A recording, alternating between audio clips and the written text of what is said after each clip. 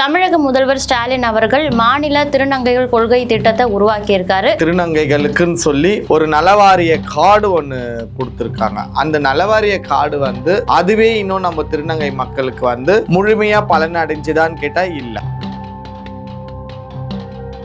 3000 பேர் நாங்க இங்க சென்னையில பேசுறோம் மந்த்ராக்கு எதிர்ப்பான்னு சொல்லியிருப்பாங்க. சரி, அந்த 3000 பேர் உண்மைன்னு சொன்னாக்கா சென்னையில அரசாங்கம் கொடுத்திருக்க வீடு பாத்தீங்கன்னா வெறும் ஒரு 550 வீடு தான். மிச்சம் 2450 பேருக்கு எங்க போச்சு வீடு? இப்ப பாத்தீங்கன்னா முதல் ஏடிஎம்கே ஃபீல்டுல நினைக்கிறேன். அப்ப பாத்தீங்கன்னா நம்ம எர்ணாவூர் கோட்ரஸ்ல சுனாமி குடியிருப்பு அதுல பாத்தீங்கன்னா இருக்கிற அப்படின்னு சொல்ற ஒரு திருநங்கைகளுக்கு நீங்க ஆதரவு கொடுக்க போறீங்களா? உண்மையிலே கஷ்டப்பட்டு நீங்க பாத்துருப்பீங்க. ஒரு 2000 திருநங்கைகளுக்கு மேல வெளியில இருந்தாங்க. அவங்கள எவ்வளவு சைலண்டா இருந்தாங்க. அப்ப அரசாங்கம் இதை செயல்படுத்த சொல்லி கொடுத்துட்டாங்க. ஆனா இப்ப எங்க மக்களுக்கு கிடைக்கல. இந்த 250 282 பேரையும் பாத்தீங்கன்னா மூத்த திருநங்கைகளுக்கு சாதகமா இருக்கக்கூடியவங்க, அவங்கள சுத்தி இருக்கக்கூடியவங்களுக்கு மட்டும்தான் இந்த பயன் கிடைச்சிருக்கே கண்டி சாதாரணமான ஒரு திருநங்கை எந்த ஒரு திருநங்கையின் கீழே இல்லாத திருநங்கைகளுக்கோ வரக்கூடிய இளம் திருநங்கைகளுக்கோ அரசாங்கம் கொடுக்கக்கூடிய இந்த வீடோ இல்லை அரசாங்கத்திலேருந்து என்னென்ன சலுகைகள் நம்ம திருநங்கை திருநம்பிகளுக்கு வருதோ அதெல்லாம் கிடைக்கிறதில்ல. திருநங்கை நலவாரிய கார்டு, இந்த கார்டை பேஸ் பண்ணி தான் நம்ம அரசாங்கம் எல்லாமே கொடுக்குது. இப்போ இந்த கார்டு எனக்கே இருக்கு, ஆனா வீடு இல்லை. இந்த நலவாரிய அட்டை கொடுக்கறதே இந்த கணக்கு எடுத்து இதன்படி அவங்களுக்கு நலத்திட்டங்கள் கொண்டு போய் சேர்க்கறதுக்காக தானே மேம்? ஆமா. இப்ப பாருங்க, கண்ணகி நகர்ல அதுக்கப்புறம் எழில் நகர்ன்னு சொல்லிட்டு இலவச வீடு கொடுத்துருக்காங்கம்மா. அந்த வீடு கூட பாத்தீங்கன்னா முன்னாடி ஒரு ஆணும் பெண்ணும் வசிக்கக்கூடிய வீடெல்லாம் ஃப்ரண்ட்ல இருக்கும். உள்ள ஊருக்குள்ள லாஸ்ட் ஒரு ஏரியாண்ட போயிட்டு திருநங்கைகளுக்கு வீடு கொடுத்துருக்காங்க. அந்த வீடு நாங்க எங்க மக்கள் வாங்குனத ஒண்ணுதான், வாங்காதத ஒண்ணுதான்.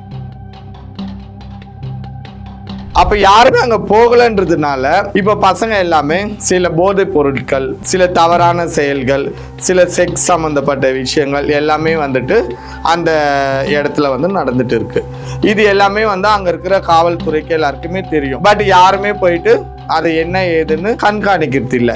அப்போ எங்களுக்கு அந்த வீடு எதுக்கு? இப்போ அந்த வீடெல்லாம் போய் பார்த்தீங்கன்னா, நான் அந்த வீடியோ உங்களுக்கு அனுப்புறேன் பாருங்க. போய் பார்த்தா எந்த அளவுக்கு கெலேஜா இருக்க முடியுமோ அந்த அளவுக்கு அந்த ஏரியா, அந்த வீடெல்லாம் கெலேஜா அசுத்தமா இருக்கு. ஏன்னாக்கா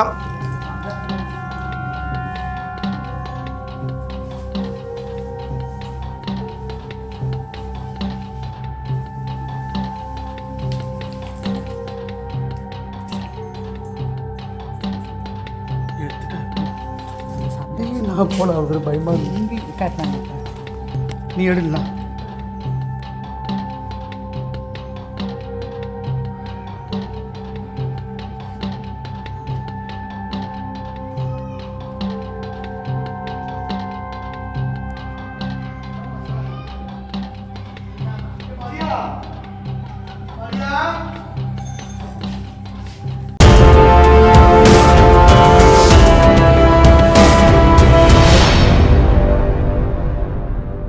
தமிழ் நேர்களுக்கு வணக்கம். நான் உங்கள் பவித்ரா சிவகுமார். இன்னைக்கு நம்ம கூட நேர்காணல்ல யார் இணைஞ்சிருக்காங்க அப்படின்னு பார்த்தீங்கன்னா, சென்னையில் திருநங்கை சமூகத்தில் திருநங்கைகளுக்கே எதிராக செயல்படக்கூடிய பல திருநங்கைகள் குறித்து பல விஷயங்களை, அதாவது பலரும் இளம் திருநங்கைகள் பேசுறதுக்கு அச்சப்படக்கூடிய பல விஷயங்களை ஒரு தனி ஆளாக தொடங்கி சமூக வலைதளத்தில் பேச ஆரம்பிச்சு இப்போ பல பெருத்த ஆதரவுகளையும் மக்கள் செல்வாக்கையும் பெற்றிருக்கக்கூடிய திருநங்கை மந்த்ரா மேம் அவர்கள் தான் இணைஞ்சிருக்காங்க. வணக்கம் மேம். வணக்கம். தமிழக முதல்வர் ஸ்டாலின் அவர்கள் மாநில திருநங்கைகள் கொள்கை திட்டத்தை உருவாக்கியிருக்காரு. ஆல்ரெடி நீங்களும் திருநங்கை மக்களுக்கு சாதகமான பல விஷயங்களை அவங்களுக்கு ஆதரவா தெரிவிச்சுட்டே இருக்கீங்க.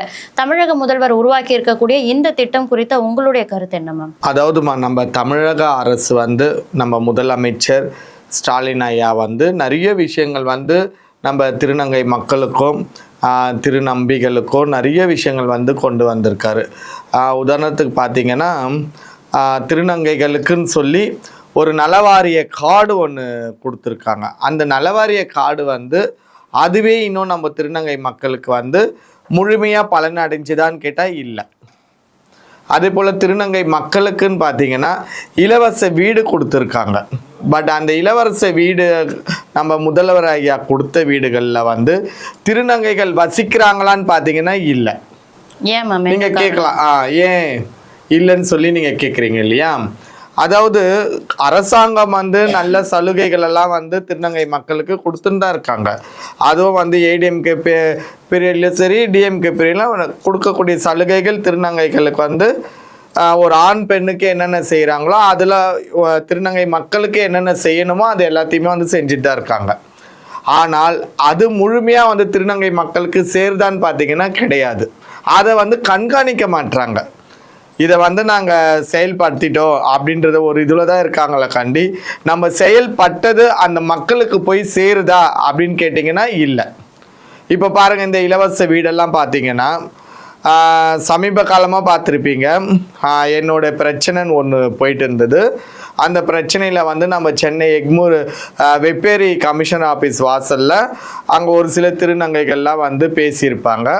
பேசும்போது என்ன சொல்லியிருப்பாங்கன்னா, நாங்கள் சென்னையில் 3000 திருநங்கைகள் வந்து இங்கே ஒன்று கூடியிருக்கோம், 3000 பேர் சென்னை வாசிகள், 3000 பேர் வந்து நாங்கள் இங்கே சென்னையில் பேசுகிறோம், மந்த்ராக்கு எதிர்ப்பான்னு சொல்லியிருப்பாங்க. இருக்கிற அப்படின்னு சொல்ற ஒரு திருநங்கைகளுக்கு நீங்க ஆதரவு கொடுக்க போறீங்களா? உண்மையிலே கஷ்டப்பட்டு நீங்க பார்த்துருப்பீங்க, ஒரு 2000 திருநங்கைகளுக்கு மேல வெளியில இருந்தாங்க. அவங்கள எவ்வளவு சைலண்டா இருந்தாங்க. சரி, அந்த 3000 பேர் உண்மைன்னு சொன்னாக்கா சென்னையில் அரசாங்கம் கொடுத்துருக்க வீடு பார்த்தீங்கன்னா வெறும் ஒரு 550 வீடு தான். மிச்சம் 2450 பேருக்கு எங்கே போச்சு வீடு?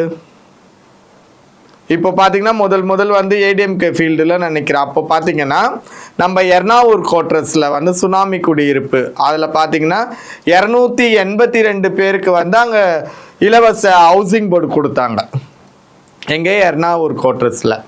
இப்போ பார்த்தீங்கன்னா நம்ம சென்னை கண்ணகி நகரில் வந்து ஒரு 250 பேருக்கோ 60 பேருக்கோ ஏதோ கொடுத்துருந்தாங்க வீடு.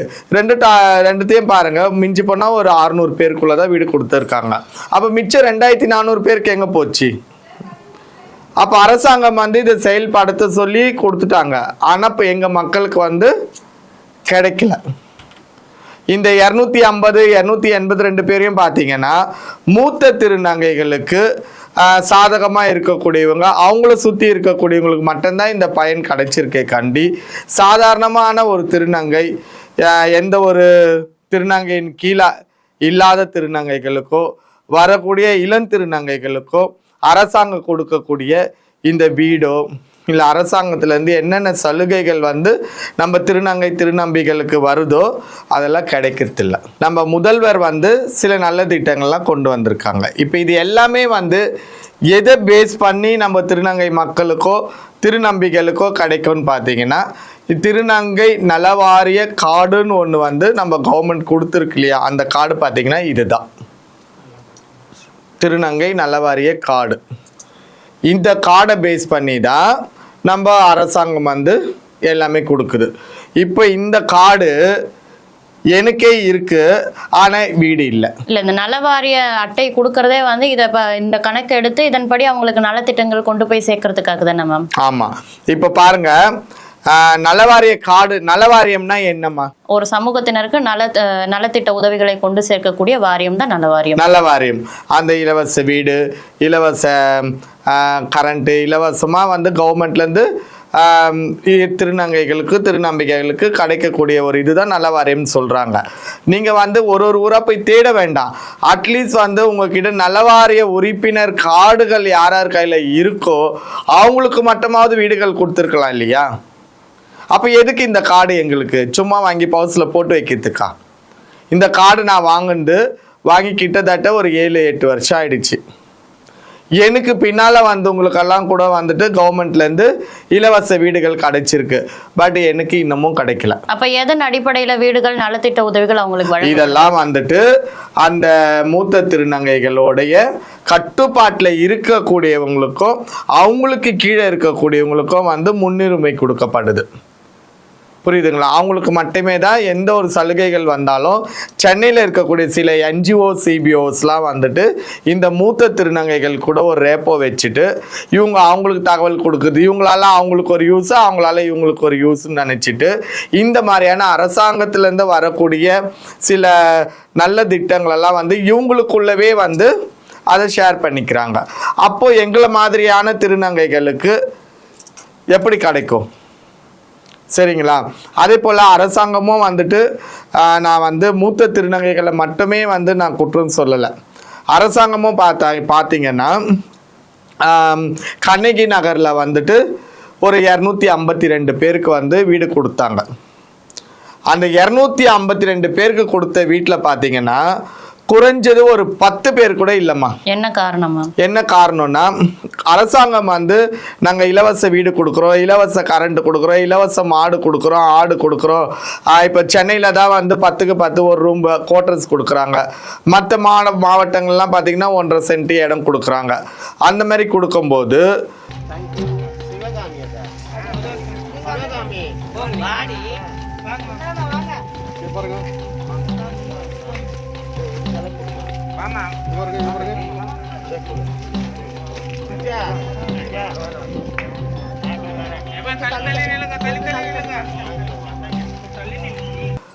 ஊருக்கு ஒதுக்குப்புறமா கொடுக்குறாங்க. ஒரு மலை, மற்ற மாவட்டங்களை பார்த்தா ஊருக்கு ஒதுக்குப்புறமா ஒரு மலையடி ஓரத்தில், ஒரு ஏரி ஓரத்தில், அந்த மாதிரிலாம் வந்து பொதுமக்களோட இணையாத அளவுக்கு தனிச்சே கொடுக்குறாங்க. ஏற்கனவே திருநங்கை சமூகம் அப்படின்றது பொதுமக்களால் ஒதுக்கப்படுற தனித்து விடப்பட்ட ஒரு சமூகமா இருக்கு. அரசாங்கத்தோட இந்த செயல் வந்து இன்னும் உங்களை தனிமைப்படுத்துற விதத்துல அமையுது. இன்னமும் தனிமைப்படுத்துறாங்க.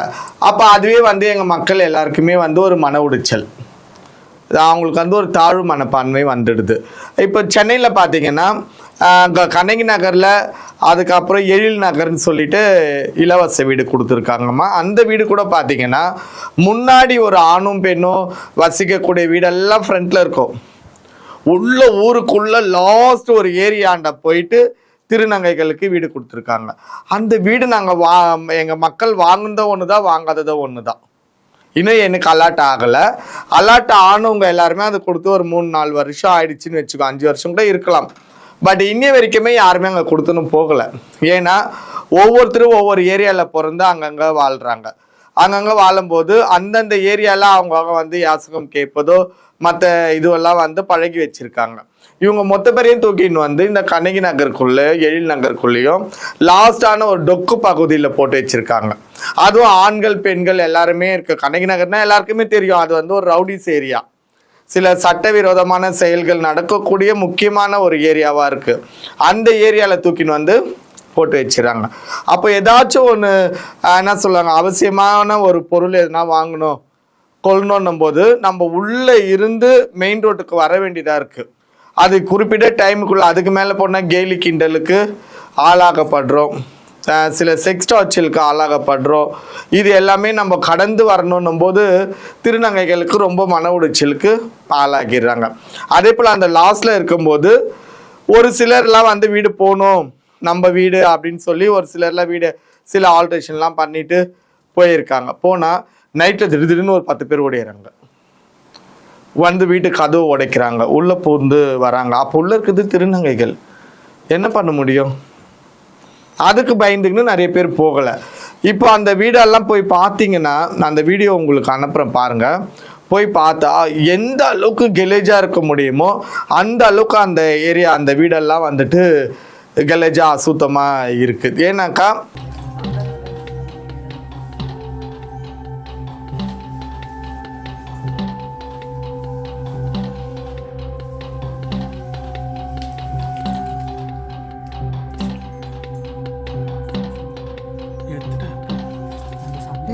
போல அவருக்கு பயமா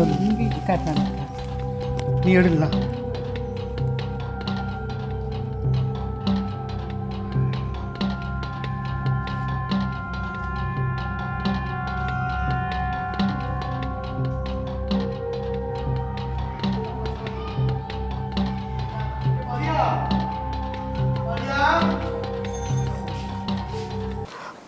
பக்கத்தில் ஒவ்வொரு குவார்ட்டர்ஸுமே இருக்குது. நம்ம இப்போ திருநங்கைகள் வந்து ஒரு 10 பேர் குடியிருக்காங்க ஒரு மாடியிலன்னா, அவங்க சொந்த பணத்தை ஷேர் பண்ணி அங்கே ஒரு கேட்டு ஃப்ரண்ட்டில் வந்து ஒரு கேட்டு போட்டு வெளியாட்கள் உள்ளே வராத அளவுக்கு அவங்க செட் பண்ணியிருக்காங்க.